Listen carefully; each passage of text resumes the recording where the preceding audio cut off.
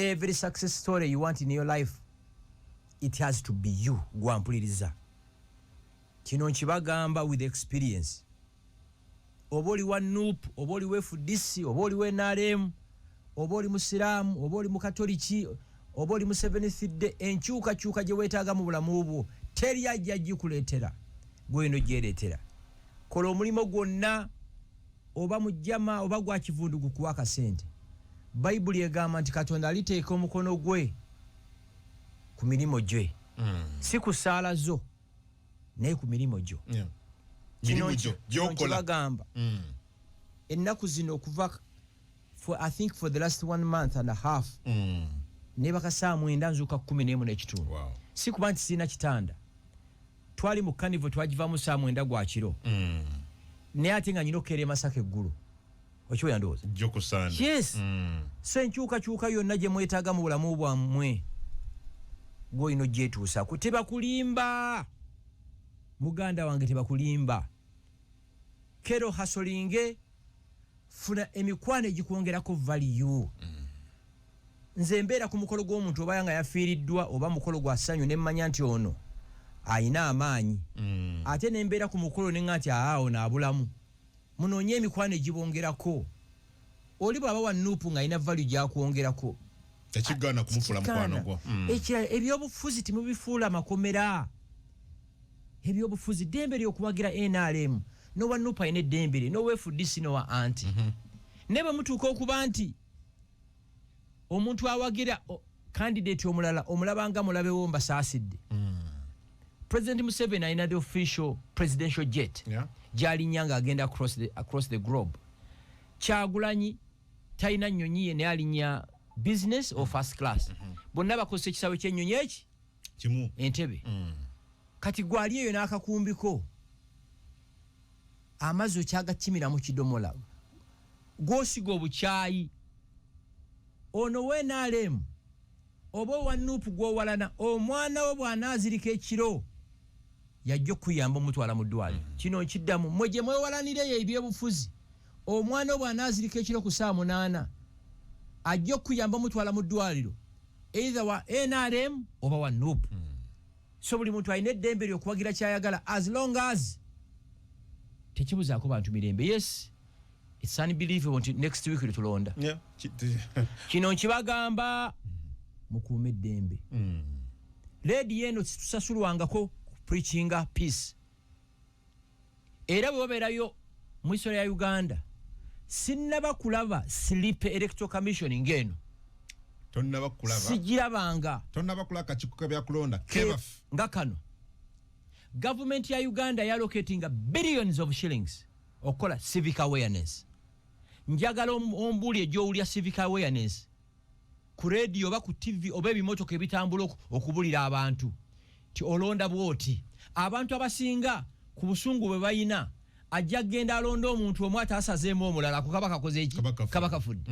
Electoral commission sente zagiweebwa okusomesa abantu zikoze eki bazibbye nazo. Bazibi. Oli ajja yalowooza bwensazaamu ono ne muwa olwo kyekoze kyekituufu. Yes. You won't believe it. 2021 President Museveni yawangula. Yaddako yali Kyagulanyi. Owokuna omumanyi invalid votes. Sorry. Yes. Obulwatu bwe batta obusi. Obwafa. Ate nakyo kiriwo on record. 2021 42% of Ugandans tebalonda. Kubanga tewaliwo awareness driving abantu. Emala. Kuno kiyinza okuba wasi. Yes. Voter turnout egenda kubeera wansi. Nze mbeera wano n'enkunga abantu. Kera ku makya genda olonde wolondera daya waka komawo ku ssaawa nga 10 babala akalulu k'omuntu wo ng'okola kinga wooli. Baali batusasudde ssente ki wano? Tewali. Babba. Tewali. Electoral Commission mutubulye ssente zaabaweebwa okusomesa abantu. The 6 billion. Ezo zireke. Ezo 6 billion za kuba poko. Waliwo nezaali specifically nga za. Yes. Civic education. Etakoleddwa ebbanga lino lino. Zezabbiddwa nazo. Njagala ombulye radio emu, TV emu oba social media. Emaze emyezi 2 emabega ng'era esomesa abantu. Ate kina bwe kiri. kakati batandise bulango butontono mbulaba batandise obulango bubiri busatu n'emyezi ebiri esatu emabega oyina abalonzi abapya tamanyi we balonda talondangako tomuteeseteese kimala. Waliwo omukyala yankubidde essimu tiyali talondangako Museveni kuno agenda mulonda naye nga yasenguka yava ekansanga abeera Kasangati nambuuza nzikizibwa okudda Kasangati ne mugamba gendeyo kasobe nga ina national ID yo bonna oyambibwa erinnya lyo nga liri mu register ojja kukola ki ojja kulonda. Electoral Commission yali badde ne toll free numbers nga 10 abantu we bakuba ne babuuza ebibuuzo. Bantu balina ebibuuzo tebalina gwakubuuza. Yes. Ebibuuzo ebibuuzo bingi ansa ntono ababiddamu tebaliwo. Era ebizimbe biri mu kuyimuka kakati. Ngenda finding out within 5 minutes ngo senza civic education. Sikuli. Okulonda kwa next week. Ani amanyi okulonda kwa next week. Okulonda mu Uganda kwali badenga Christmas. Nga buli muntu olunako alumanyi. Singa tulaba bu stickers. Everything bazibba. Bana babye. Bazibba ezo nazo. Ziriwa. Ate muna atukola kimutubuulire. Prove to us. Where is the money? Where have you put it? MTN etulaga billboards mu Kampala. Candidate Yoweri Museveni billboards jude mu Kampala. Electoral Commission ebyamwe biriwa. Ask that again. Ebyamwe biriwa ebitugaidinga.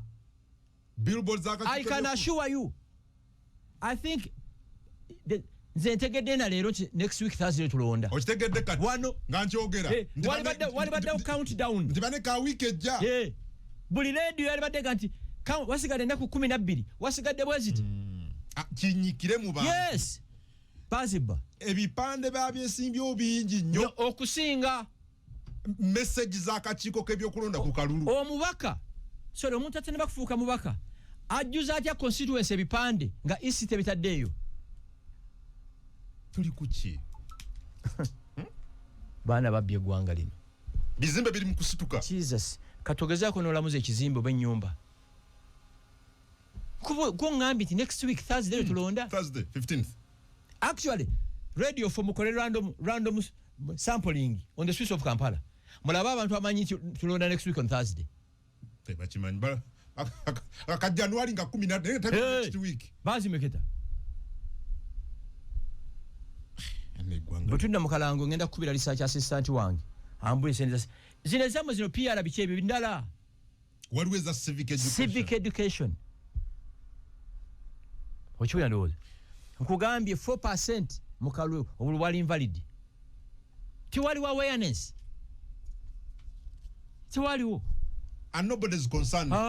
Teri afayo. Ataka akazanya harake bazanya. Kati okuva ku Monday bazo tekayo bulango langu. For accountability. Tutwalanga. Baba wa billion, let's say 20 billion civic education. Ne bateka yezi. Ne bameketa. Kubanga ngojjeko kulwa okuna lwetulonda president n'abaka ba parliament ate waliwo okulonda okwa local government ba mayor baani ate okwo teri amanyiddeko naddala ndiwe babalonda bw'obuuza munna Kampala nti Lukwago ne bali mwezo babalonda ddi I think a very bigger percentage about 90% or more tebamanyi teri amanyi date balonda ba district they don't know. Mwamiga shumba. They don't know. Nange simanyi mulukwago bamulonda ddi. Nange simanyi. Sendi bazimeketa. Lina gwanga lyo. So fednate tumanyi D okulonda okwenda okubeerayo okwebifo ebirala. Ndayanga ntya Katonda. Bwe manimba Allah mpe kibonezo gontegeezeza nti okulonda kwa next week on Thursday. Yes, maniti nakuzo mwezi 15. Nemba desi maniti next week. It is that near until next week. Sendi baziba. So kyali badde all over. Katika twakoze the first ever bavani mekanivu. Tubadde tuina countdown.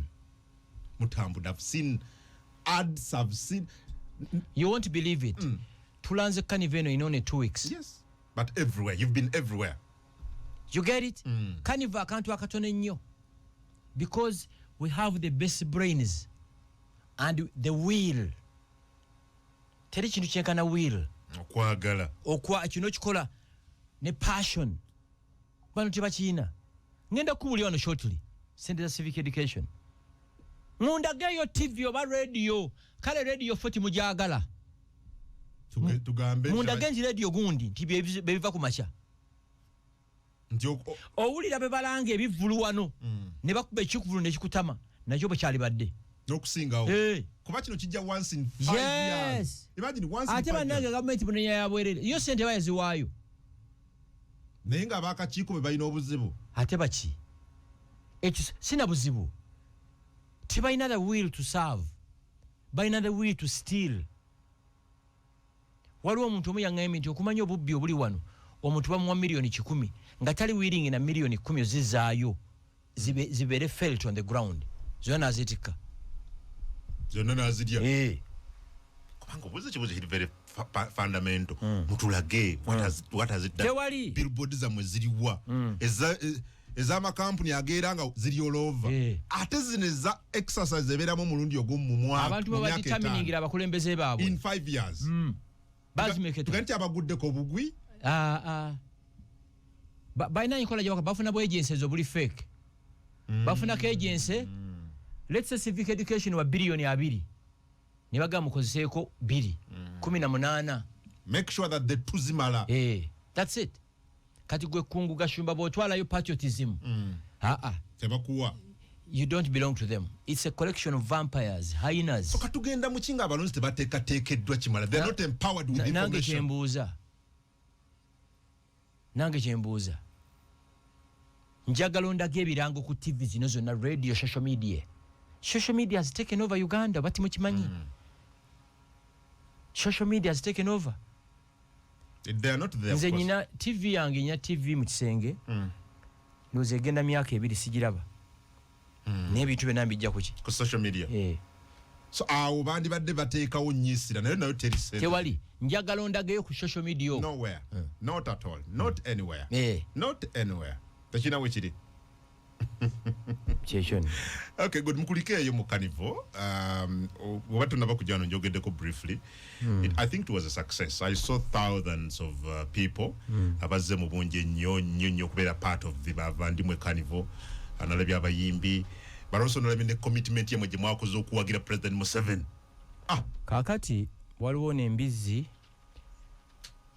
gashumba otandise obusosoze kati oba eno mbizi ya bitanga oba njeru sigitegeera ffe tusoose okukola Carnival bwetyo Bachiga Nation badde bagikola for the last 5-10 years abafumbira bayina ekyabwe abasoga bakina abateso bayina baganda bafe abaganda bakola enkuuka every end of year olira kwongeremu nakano fate twamenye rekodi oba mugamba tusosola lwaki baganda bafe abaganda bazze ne bazina amazina maganda babadde ne bazina amazina n'abasoga n'abatwala babaddeyo erika ekigamba bavandimwe kitegeeza abooluganda buli muntu yenna twamuyita abooluganda abako n'ab'emikwano okitegeera njagala osooka owulize Malcolm X ono ajja kulaga nga sinaba kwebaza Katonda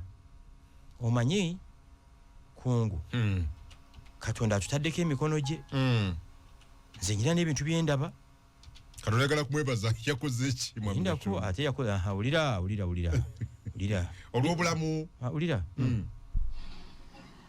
When a system makes you feel guilty for resisting injustice, it has already found a way to discipline your mind. Omulidde?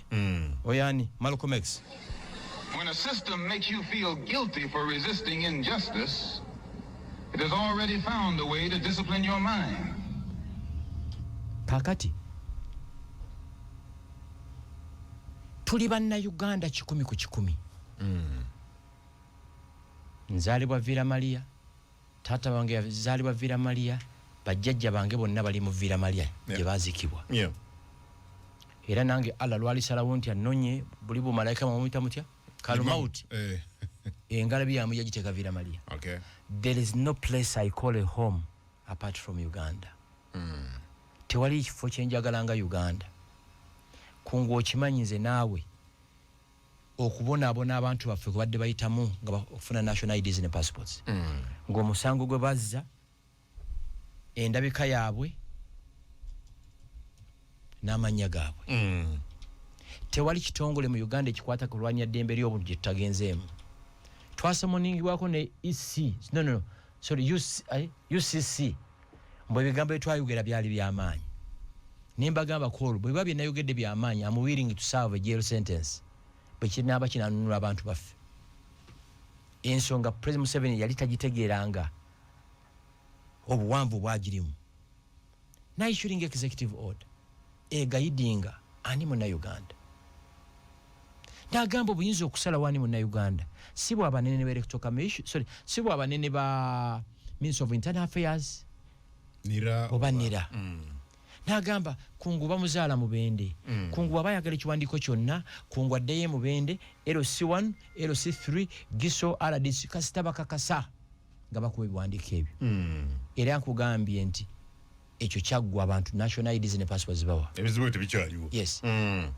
ekigambo gitaramu kitegeeza a festival ku celebrating Katonda ekyatututte erugogo kwebaza Katonda nti obusosozo badde bumaze wano ebbanga nga bufuuse butuufu nga bufuuse buyingidde mu misaayi gy'abantu bwaweddewo ekyokubiri kumanyagana owetteso owerira owemutukula owemasaka owulira ekifyembi mwena kyemwadde mutamanyi kulwanyisa stigma mu bantu baffe gobadde omanyi nti fiki Gaza obadde okimanyi nti Munyarwanda namuludde nga alwogera fiki Famaika fiki Gaza Buchaman natugamba nti alina mu bavandimu alinamu abakazi abaana abasoba mu 7 Buchaman wow Kenzo tiyali vinzo official nti mama we muvandimu kati abo be batono kulwanyisa stigma ngabu owulira abasiyazi mu Europe bwe bakola gay parade ne batambula ku Swiss zonna kiki bagezako kola kwe kujeba nabo abetya. You have a constituency where we belong. We achieved it yesterday. At 2026 kigenda kumenya ebitooke 2027 no omwaka guno mwina event endala yes kati twagikoze nga abaana bali waka ba universities linda ko baberewo kungu kino nkyogera ngeri anti Katonda mu communities mwe tubeera mu Buganda mu Busogo mu Buganda mu Busoga mu Teso tewali kusosolagana. We live like a community. We are one people. Yes, okusosola kwali munira ne Minister of Internal Affairs. Kati okuddako okumanyi hate speech yabawagizi ba Kyagulanyi. Hate speech ebigambo ebikaawo okukira omususu tiisa ne mukalu akawedde abavandimwe bangi abatalonda nga batya tibajja tusibwako obulabe. It's public knowledge. Videos ziri all over. Njagala Kyagulanyi affairs denouncing. Awanyanda muti twino baze wamwe mukigezeeko. Kino nkiddamu ne ku radio kuno. Mukitandike tujja kimaliriza. Ontegedde. Kino si kiruma namu. Bakuzaalawa gwe. Simubende. Gwe inanjawulo kinange. Enjawulo eri bakuzaala Mubende nze ndi Wevira Maria. Oli musajja Musiraamu nze ndi musajja Mukatoliki. Fena tuli muntu omu fena kye kimu. There's no difference. Nze wenajja okukolera naawe sheno nali manyi bakuzaala. Ono mumanyi Samola gyavo. Samola ye uva wagwe. You get it? Ne waliwo abantu successful abagamba nti they own this country. Olwokuba erinnya lye bweti. You are joking. Era nabalabe bonna ate nze bamunjogerako kyensinga n'okwagala muba munkolera. Gashumba otematema mu bantu stupid temeteme mwani. Nze okuyita mikwano gyange ne baganda bange twebaze Mukama olwo ntemeteme mu bantu baganda nti wasosoda olwo tubakubye kati twakabwa kwa 7-0 batidde nnyo badde tibakisuubira abantu bajja kujja mu bungi bwe ate bazena batono olw'enkuba yabatisizamu abantu badde bangi padde bayitirivu ntemetemye mu bantu ntya nawe kye weebuuza ntya ku geti waddewo omuntu asikaninga ID z'abantu nti Kayitare, Gashegu, Muramira, Gashumba, Mutoni, Kayitesi nti be balina okuyingira. Singa ntitwadde ku geti nga tugamba nga toyina linnya lino toyingira. Bali badde busosozo. Yes. Ne buli omu yabadde free okuyingira. Free entry ngo yambala ki? Quite ate akaseera katuuse bannayuganda nti obamanyi. Omu nagamba nze ntegeredde wano nange mundeke nkole ki? Ne bayingira. baganda bafa ababusoga group esinga okuzina ebusoga eyo eyabaddewo mu Buganda bagita musanyusa yabaddewo tusosoddemu ki otegeera kati mulinganga bagamba ti abantu abeddirengeye oba bempologomba bebanayita banyumyemu batansa okusosola mu bantu kamba bulire eyo game gye mulimu eyokuntiisatiisa ku social media you can't win it ekyo kanki bagambe bakutiisatiisa mwerabidde nti nze ndi one man army oba temukimanyi ekyo tiweewuunya muntu alanze ekintu within 2 weeks afuna abantu actually amubagamba n'ebbiri zaaweze kikwewuunyisa nabino baka president bwe ba playing the screen our president omanyi kye kitegeeza president w'eggwanga okiyita kyangu president w'eggwanga muyita bakyabani berose mubeera nabaabo do you know what it means president w'eggwanga okwogera eri saawa ezo yabadde live no tiyabadde newe kitegeeza naga kansindike message specifically for this group yabadde menti kubeerawo naye ali mu kalulu yagese nga tikadde kalulu n'ali baddewo yes muli bannayuganda ng'abantu abalala yawadde example ya oba godfather we n'entala hamwe ziri ku social media okutiisa oba kye bakola batiisetisa abantu baffe beekweka temuvaayo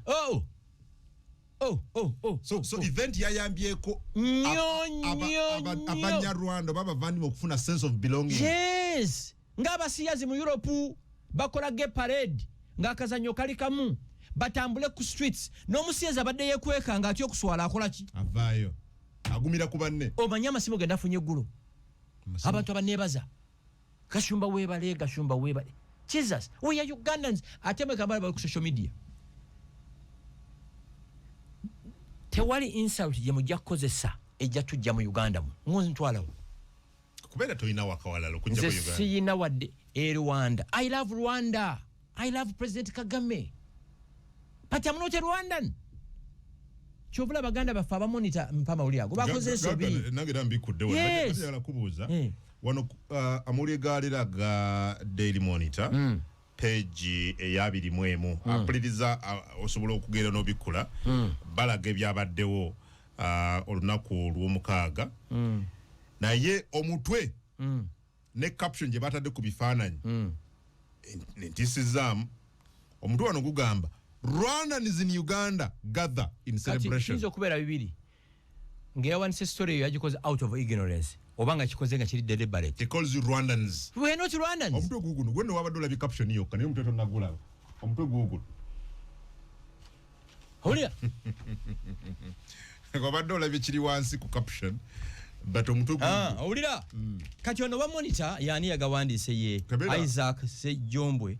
Ayinza okuba yakiwandise ngatamanyi taina njawulo wakati wa who are Rwandans never na Uganda abanyarwanda. Rwandans are citizens of Rwanda and their country is called Rwanda and their president is President Paul Kagame. Those are Rwandans. Yes. Sibe basinkanye wano. No. So that was wrong. Very wrong. Ate sola bawandikira amawulire gayina amaanyi okufuula a devil into a saint. Era gayina amaanyi okufuula saint into a devil. Yep. You get it? Amawulire gasalawo lugikige gaggula. Ono oyinza okulaba nga bakikoze deliberately. Nga kibafo kimanyi kukuba kintu kyaffe. Oba bambi nga kikoze takola ki? Tamanyi. Ompulira ndowooza. We are not Rwandans. And I will never be a Rwandan. I will never be. So what are you? I'm a Ugandan 100%. Ba Rwandans bali bajjajjange. Abava e Rwanda okujja okupakasa 1922. You get it? So Daddy wange yazaliba 1938 yazaliba Villa Maria. Okay. Ono yali badde awandiika ki? Yali badde akoze ebintu byali badde biri. Ti abavandimwe kubanga eno show yonna yabadde yabaki abavandimwe oba Abanyarwanda. Abanyarwanda banna Uganda. Toyina na kukyongerako. Constitution ya Uganda recognize I think 62 tribes over ethnic groups. Banyarwanda number 24. Now why kankongereko na kano census ya 1911 Banyarwanda were counted as an indigenous community. 59 in the entire country twali bakutana I think. Edimu kumanga ga Nansango. Yes. Ensi Uganda yasanga wa Banyarwanda wano. Nga webali. kati eno monitor yinza okuba yakikoze bambi obutamanyi obanga malisi kiri kakigende can you lecture me about journalism tewali bannamawulire batujju tebalabyeko mu nsi endala Al-Qaeda teyina bannamawulire se batujju ne muno mu Uganda mulimu abatujju bannamawulire nga kino kyakole yes gwoyinza kiraba n'okirekawo nenga kigenderere kubanga kiri mu mutwe mu Rwandans stupid we are Ugandans. Rwandans are citizens of Rwanda and their president is President Paul Kagame and they carry passport of the Republic of Rwanda. I carry passport of the Republic of Uganda. I wish Rwanda well. I love President Kagame in financial office. But I'm not a Rwandan. I'm not. I'm an African. By the way, beyond a Ugandan, I'm an African. Actually, I'm proud to be called an African. Kubanga the many times I've been to Europe. Tere muzungu andaba nagamba mboyo gashumba vavira Maria muna Uganda. Batulaba nabadugavu.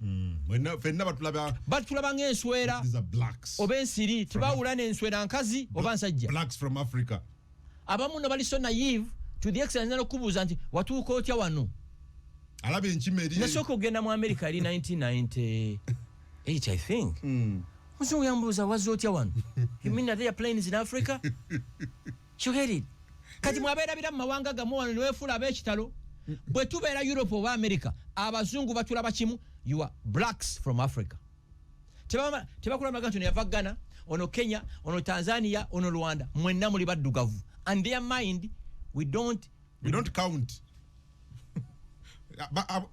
abuza mu Africa ali ennyonyi esobola okuva ne zijja neno kankubuzemu ekibuzo mwabe paka n'amawanga gamwe muli bakitalo TikTok mwe mwagikola kumwe mulira abantu Snapchat mwe mwagikola Instagram mwe mwagikola Facebook mwe mwagikola Twitter mwe mwagikola nagana amasimu getukozesa mu mbuli y'eggwanga mu Uganda muno nti lyeri akola Tekino obasa musanga gwanga limwe we are all peasants mu byalo byamwe musitama ku buno bu toilet obwenkoma mu byalo temwina kye muli mulunda obuto bujjudde enkwa ezibulumaluma webale nnyo okyasula mu nyumba n'embuzi goats mu nyumba mukyakozesa ebikookoma mu toileti zammwe pit latrines ne mwefula muli bakitalo zedi wagwanga lino you are nobody oba timukimanyi Yesu agenda kudda ku nsi okyasitama ku pit latrine n'okozesa ebikookoma nimbye mu byalo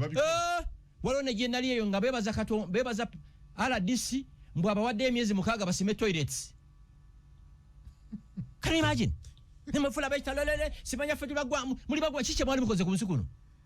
Kimuchimbuliro kujjako kulya embizi embisi. Ne mamba kichije mwali mukoze. Ndi tuli bagwanga bweriti. Katapire zikola engudo ze bakigawe bazikola? Baganda bazikola? Banyalanda bazikola? Nedda. Era sibakyuli era sibalanga. Muno tuli muno. Twinamo Asia Samsung evaawa. South Korea. Monitor zizino ndagawo gadget eri muno. Nga abewana nti bagwanga bwe nabikola. Befula ab'ekitalo ennyo. Sibuka mugundi nze sina gwe sibukamu. Kutegeera ndowooza. Okwepanga akakodyo kabwe kali kamu kutiisa abantu baffe.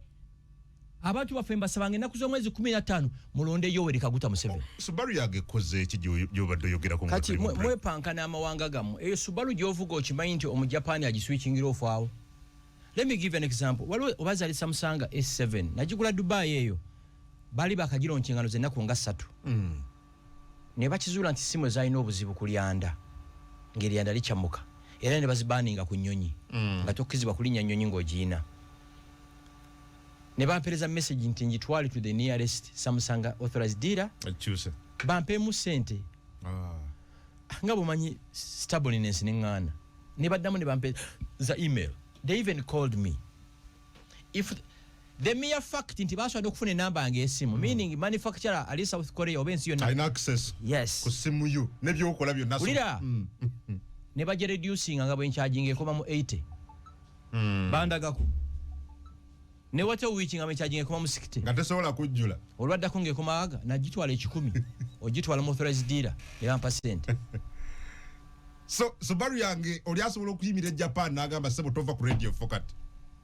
kati bikwatagana bitene kyobadde obuuza nze nagikola kyobuuza abaddugavu fenna tuli bibe bamu mwonna bampuliza radio 4 radio 7 radio 8 ng'oli Busoga oli Bunyoro oli Buganda oli Western Uganda njawulo ki we are all the same kyekimu kumwe mwenna abali wano abampuliriza bameka mu byalo gye muvanga mulinayo flash toilets era bikookooma oba mu Kampala mukyasitama kupitira twins mu Kampala eno osanga ono w'eggwanga lino yefulowa ekitalo waliwo eggwanga wano mu Uganda erowooza lina exclusive rights ku Uganda y'abakyoli y'Abaganda y'Abateso y'Abanyankole y'Abakonjo y'Abanyarwanda y'Abasoga ya everyone fena tukalinga passport eriko the Republic of Uganda tulitandika ddi okwotunulira nga bannansi nga bannayuganda nti fena tuli kimu that's the time I dream about nga bwe ndaba mwami Gashumba simutunulira nga omusoga oba nga omukyoli kankubuuze gw'olina bukakafu kintu oli Muganda you sagala nakumanya as long as I'm a Uganda that's enough singa tewaliwo injustices hate malice ne discrimination towards our people tewali na Gashumba mu bino abantu abasinga bamanyira ku simu ka Uganda naye kikyokulanga buli lunaku abantu 2-3 bana bajja mu office yo okubayamba mnyimidwa passport nyimidwa national ID lwaki yagala passport am a single mother of 3 sina mulimo njala genda kukola bwa kadama nosanga omwana amalize Makerere oba Kyambogo ngasoma engineering emirimu gibuze ali willing okubeera asikali ku kizimbe Dubai Qatar oba Abu Dhabi ngamidwa passport Gashumba what do you do kankuli ekirala mwabampuliza abakulu bwoba oli mu office yo mu majje kiribo ekitimbo general bwatuuka okubanga ba junior officers tebakeera mu office ye kitegeeza is a useless general general limenti okusolvinga ebizibu by'aba juniors kati bwaba Gashumba atalina title yonna mu government abantu ne bamunoonya na finding a lasting solution tukyebaliza Mukama abantu bajje ewange ne bagende ewa muganga ne wagende wa buli muntu kubanga nga babuliddwako kye bakola tuyambe banne tuli bubi owulira tewali muntu yali azze mu office ne tumuguiding on what to do ne bamukwata n'ekiwandiiko ekyensi endala no way these are Ugandans abana bazadde MPG bazadde ekyotera Nakasongola ne bazadde baabwe ompulira ndowooza so nebaza Katonda lwaki mwebaza bwe twatandika ekibiina kino Council of Abavandimwe twavuma buli kivumo olunyala lwaffe lwabiraka buli kimu kyonna ekikulu si bunene bwa kapa si kala yaayo naye kwata emmese awulira ekibiina kyaffe Council of Abavandimwe kyekibiina kyokka mu Uganda muno eky'Abanyarwanda ekina a full-fledged office ekola 5 days in a week ffe tulina a syndicated talk show ffe twatoola ensonga eno ku fulo ya parliament era tuli answered ffe ensonga eno ffe twagiwulira president n'agitegeera obuzibu obukirimu na issuing executive order ekyafa embyo ffe twasoose mu history ya Uganda okola carnival y'abantu baffe tukugulumiza Mukama tukutendereza Mukama tugunza Mukama tukutendereza Mukama messages zirabo zita ku 0756 M2505 mwami Gashumba akoluka week ejja tusubire ki tulabe ki okusinda ku myezi ebiri wekisooka NRM olumu bino ebintu mwali tusasudde kubanga ideas ziba zaffe olaba NRM successfully by involving the social media ngino omunene omugwe na meeting embuya ne mubulira mubeera mutya mu government nga muina at least some money ne mulemo ku managing social media one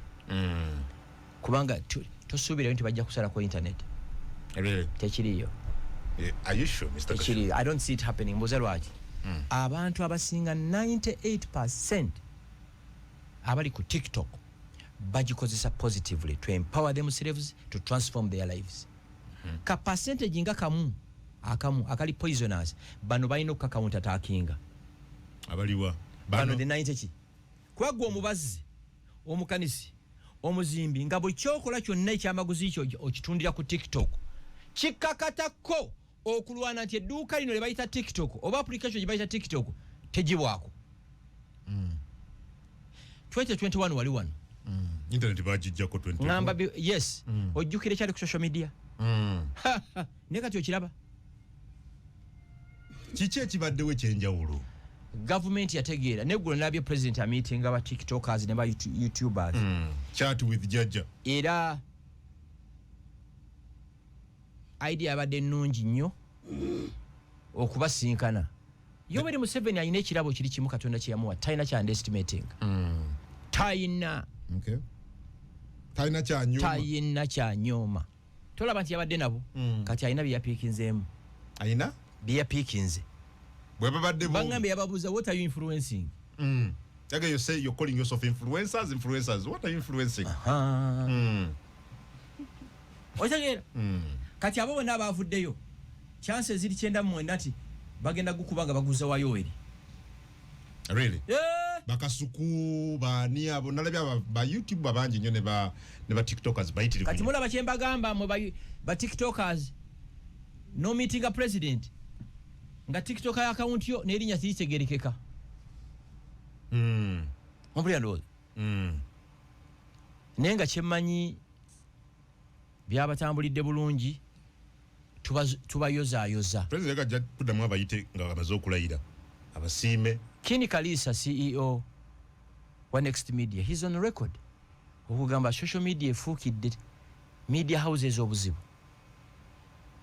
Kungu njala nkubulire nze kanivo yaffe gitaramu amaanyi gaakyo nagirabidde ku TikTok kuno nga buli muntu alina bya postinze besaakoze eki besaalabi nga wabadde ku event ne nobanga atata abadde ngo birabira ku TikTok akaseera katuuse ng'omuntu bwakubulako toyinza kuddamu mulaba yes kati toyinza kulaba side eno. That's the power of the social media. Nze ntambula Uganda eno n'ogenda ku border point omuvuka naga laba gashumba n'omuza wandabira wanti TikTok. So batobange mwenna abasinkanye was it a success? I think it was good. It was good. Ebibulamu sola byogerera wano manyi sayala nnyo ntalo sirumba atanumbye kakati but the idea was okay. Yes, the interaction was okay. Brilliant idea ne mulimu ebyabuzeemu. Okay, mulimu ebyabuzeemu bisola kwogerera wano ojabaga idinga njabaga waliwo ekyabuzeemu ekyamaanyi ennyo ate ekyadde ekyamaanyi ennyo nisola kyogerera wano. Okay. Of course buli kintu ekitandika kibeeramu mistakes. Omuntu atakolangako nsobi aba tatandikangako kintu kipya. Okay. Naye kyewunyisa osanga omuntu atakolanga birthday party y'abantu 6 nga yavuma omuntu yakoze embaga ey'abantu 100. Tebyanyumye. Abajega bali wano bamanyi baluzazi. Nosanga omuntu atagulanga na luwaji lwa boda boda. Nenga seba manyira omwana wa boda boda. Nga tagulanga wadde no. Oluwaji. Nenga manyira omuvuzi wa boda boda. So ekibuzo kyange simanyi obokize mnanga nti what do you see now that tusigaze naku mwendo genda mukalu okulonda one of the things chetwala ye president NRM tusigaza Yoweri kulangirirwa kuwangula nga 15 amanyi mangi niye abantu nganda bali tanso kwefulira bakaba parliament babuuse bano waliwo benabulde bayimba genda Dubai wera ba kivumbi mpulidde mu bamutwala 10 simanyi nyo politics we butambala ni abasinga bagenda kudda oyo sengu yetabira yawededda former Kalungu West MP Joseph Gonzaga Sewungu. Why are you using former nabaddeko waffeeyo nadde tuva kuziika nengwa ku meeting y'abawagizi ba Semakula natidde ekya newunyisiza nga bagikubiriza agent wa Kyagulanyi mu kitundu ye chairman vice we ye agent wa Museveni mu kitundu batowedde nja kuzza wano mwami Gashumba ba former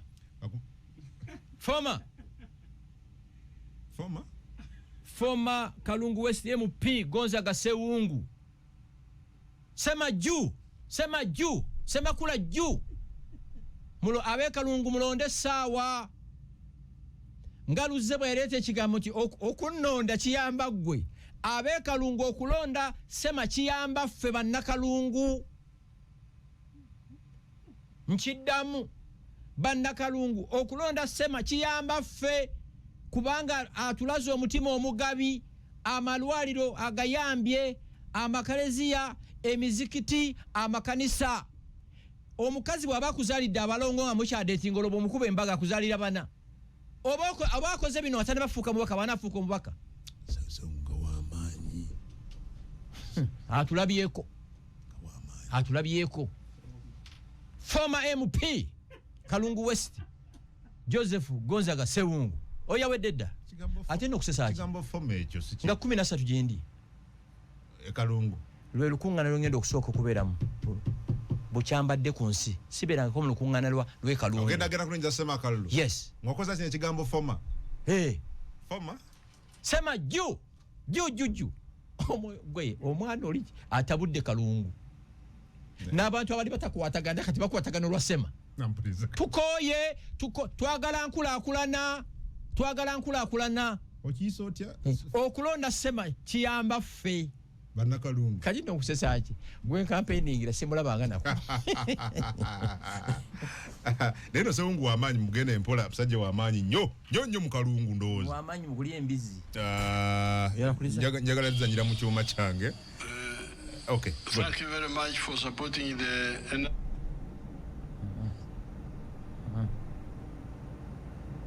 Muraho. Njagala wekatandikiraawo. Okay. Mwana ebyuma bya Nuupu. Muraho.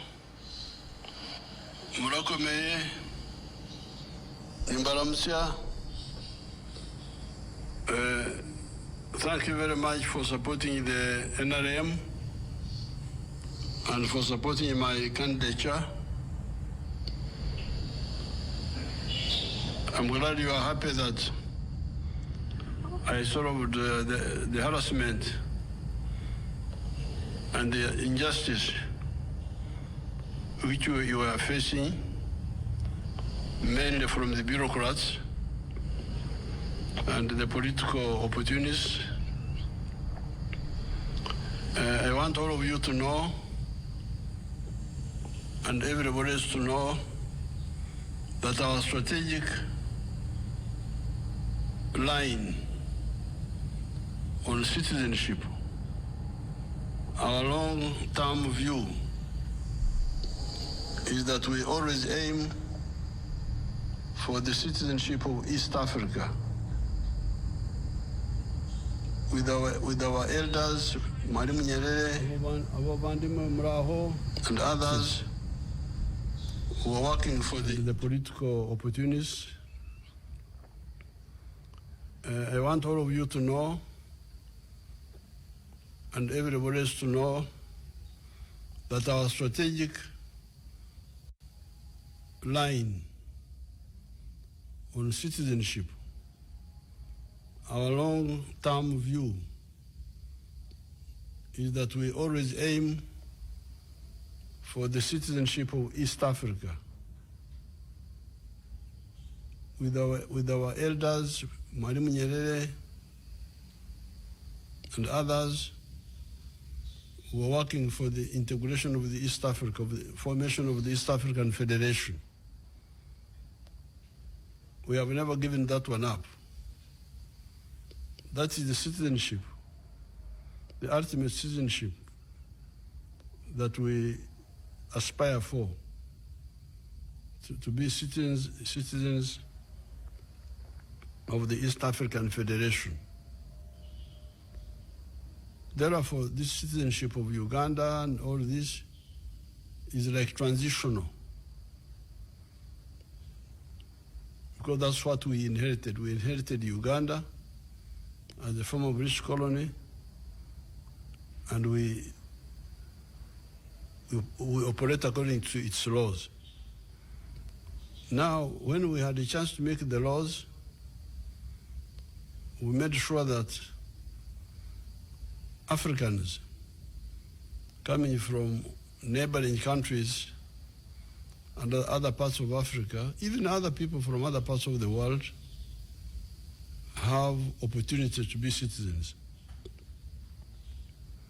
That's why I think the minimum now required is 10 years. If you have been here for 10 years, when you apply for citizenship, you get it. Unless you are a criminal or something like that. Now, for the Ababandumwe, whose parents many times came long, long ago that was not a problem at all, because they far exceeded the 10 years minimum. In my executive order, I told everybody that my godparent in 1947, this is about 8 years ago, when my family joined the church, was Yoram Kabutembe from Rwanda. He had been here for some years. I don't know when they had come, with his mother, Marza, whom I was calling my grandmother. It was therefore not in order to subject the children of Kabutembe to the immigration department in Kampala, who didn't know anything about him. That's why in the executive order I said, no, the people who should tell us are the local people. Because if you had asked Mzee Kaguta, you asked me about Kabutembe, I would tell you that he's our citizen here. Abavandimwe muraho. Owuliriza Radio 4 mu makaago ku mulimu gwo na wonna wuli Radio ulugumira matoko Radio 4 ensusuzi kale Radio 4 ensusuzi Adam Kungu ne Mwami Frank Gashumba mu program entuga. Yes, ndoze president w'eggwanga abantu bamudde abavandimwe muraho. Tewaliwo kintu kyatabula President Museveni mu meetings emuze twalimu nga kumugamba nti waliwo omusajja alina emyaka 79 nga yeetaaga ogenda okujjanjabibwa India naye ng'omuvubuka yamuma passport wa myaka 29 an immigration office ayinterrogating omusajja w'emyaka 79 yatabuka ku olwo ntisimu na Uganda okitegeera ndowooza funny ng'ate omusajja yasooka okufuna passport yasooka 1976 naye omwana gwe bazadde eggulu netwebaza mukama olw'ekirabo kya President Museveni ensonga eno yaggwa. Thank you. Yes. Kantere ku message zammwe Kongo mukulike weekend omwaka guno mbadde nsa Mwami Gashumba kakkanya obusongo kubanga abantu buli omu n'endowooza ye ate Katonda asigala nga ye President Museveni akyafuga eggwanga Uganda. Stevenson okuva e Nakasongola. Ani oyo yangambye? Stevenson Nakasongola. Steven njala nkubuulire muto wange sikumanyi oba onsinga emyaka nva waka nga ndi so peaceful nyina malayika nva waka nga nyina emirembe gyange naye bannayuganda bakupushinga to the wall. Waliwo official narrative gye baagala ensi etowinge ffe gye tulezisitinga. So siri musajja mukambwe nga bwondi naye nyina ekyo kiri kimu mu bulamu bwange nti when you attack me at 10 be sure nti at 10:30 ndi ku mulyango gwo. Assalamu alaikum, greetings Mr. Kongo and regards Mr. Gashumba. I am congratulating him for this successful event. Indeed, he is Mr. Humanity. Isi tekoze bulango yadde, but regardless, sevo ju ye dina lina bweru. Onagamba nze ndi muzibe okumanya eggwanga lino lyafa waliwo gweba wa sente z'okukola manifesto z'abazibe Brazili ne bazimeketa milioni 3 kibinyo. I am Chris Mutundwe. Mr. Gashumba ayambye abavandimwe nanga nyambe zisina mulimu amwebale kuweereza nze Huzaife Kasozi nakanyonyi Mwami Kungu twebalize Mr. Gashumba okutuzibula amaaso. Big up Radio 4. Nze Kungu kwe tuli tugobera Mwami Gashumba kututangaza na kusomesanga buli lunaku webale nnyo. Sembus Ivan agambi indeed Frank Gashumba was my personality of the year 2025 for securing the rights of Banyarwanda. Okay. Mujisha okuva enatete.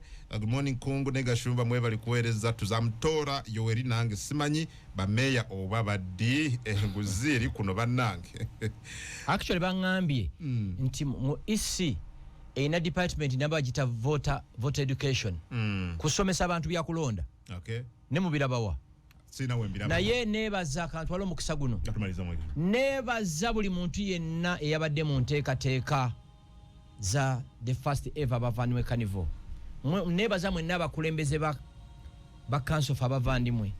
Nebaza media houses, media personalities, ba tiktokers, finally ate ne nebaza abantu abaze mwebale nnyo nga gyenkomeza naye mbabuulire mwenna abazze tuli bannayuganda mulivinge mu communities nga bwe mubadde ne bannaffe bonna abalala kubanga ffenna tuli baki ng'ennaku z'omwezi 15 next week on Thursday mbeegayiridde temwerabira okulonda omusajja omukulu ow'enkofiira bannakalungu temwerabira okulonda Semakula Ismail akabonereko essaawa nti essaawa etuuse Sewungu Fuluma Kalungu